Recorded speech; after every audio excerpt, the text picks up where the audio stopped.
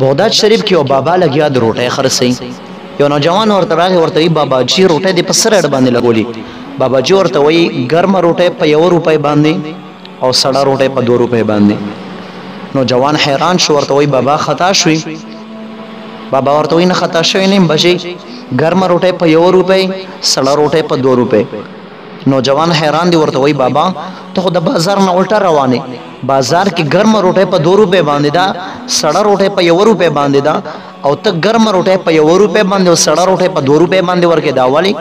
بابا جو ورته وی بچي دا زکه چې دا ګرمه روټۍ نن پخ شوې ده، سړه روټۍ پرون پخ شوې ده. د ګرمې روټۍ نسبت د حضور علیه السلام مبارک د زمانې نه لرې دی.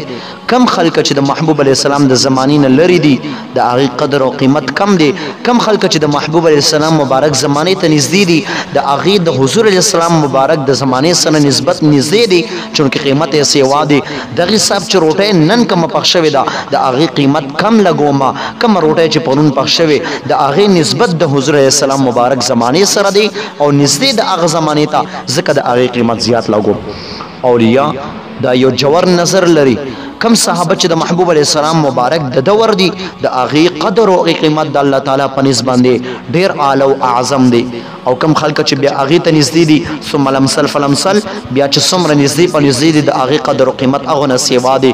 15 منټه مخکې چې د محبوب علیه السلام مبارک د زمانې سره تعلق ساتي د هغه خلکو قدر او قیمت پکار دی.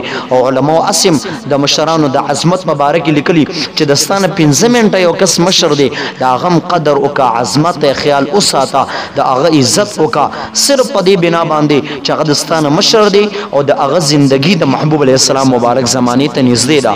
نو نسبت دا یو داسې اعلی درجه لري او نسبت داسې یو اعلی مقام لري چې دا د ادنا نه اعلی سازي هو چې د اعلی سره نسبت راشي.